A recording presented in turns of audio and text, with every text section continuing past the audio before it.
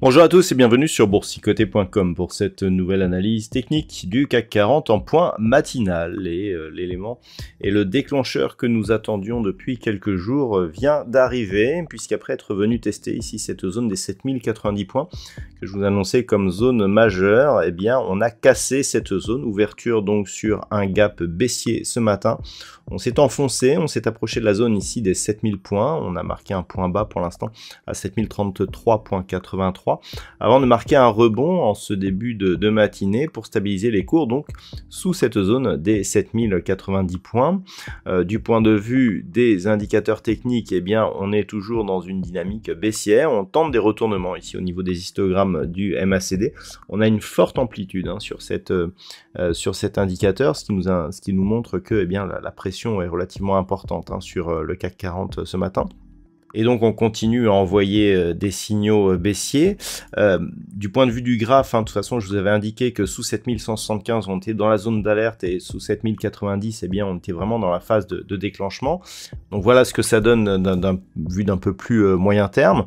On a ici une succession de points hauts qui est baissière. Le point bas intermédiaire ici, c'est celui-ci, donc contact sur la zone des 7090, et désormais eh bien on a un point bas aussi donc inférieur à ce précédent, donc même si la dynamique n'est pas très forte, on a un peu plus d'une centaine de points entre ces deux points hauts, on a un peu moins d'une centaine de points sur ces deux points bas, donc clairement la dynamique elle n'est pas très forte, mais elle est baissière, ce qui change par rapport à la précédente tendance que nous avions auparavant, qui était un peu plus neutre.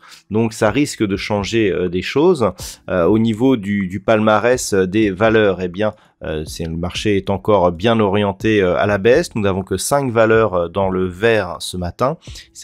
Il s'agit de Safran, plus 0,53, ainsi qu'Airbus, 0,53 aussi de gain.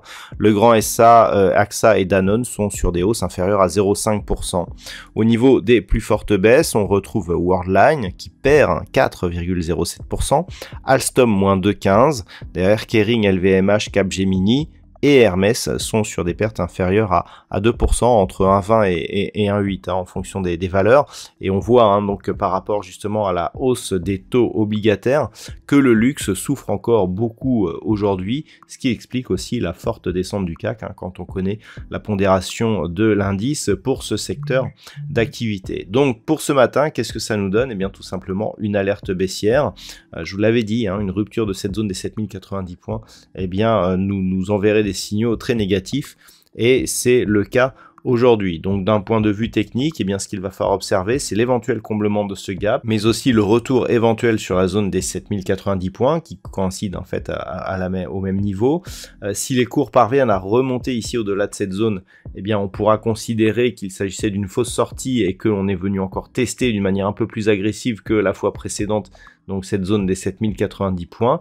Par contre, si on parvient juste à combler ce gap, mais que la zone des 7090 points reste résistance, ou alors si on reste tout simplement sans combler le gap sous 7090, eh bien on considère que l'on est sur le suivi de cette impulsion baissière ici, qui était apparue suite au dernier discours de Jérôme Powell, donc pour le compte de la Fed. Et si tel était le cas, eh bien les objectifs sont désormais inférieurs. Nous avons donc d'un point de vue court terme deux zones, 7015-6950, et d'un point de vue moyen terme un objectif qui est désormais défini à 6850 points. Voilà donc ce que l'on peut dire pour cette configuration technique, donc liée à l'évolution matinale. Au niveau du calendrier macroéconomique, il n'y aura pas de statistiques majeures ce matin. Cet après-midi, nous aurons les chiffres de permis de construire du côté des États-Unis, donc ça sera à 14 h. À 16 h, nous aurons le conference board qui définit la confiance des consommateurs. Nous aurons aussi à la même heure les chiffres de vente de logements neufs. Ce sera tout pour aujourd'hui. Je vous souhaite donc une très bonne séance. On se retrouve dès ce soir pour toutes les autres analyses techniques du site boursicoté.com.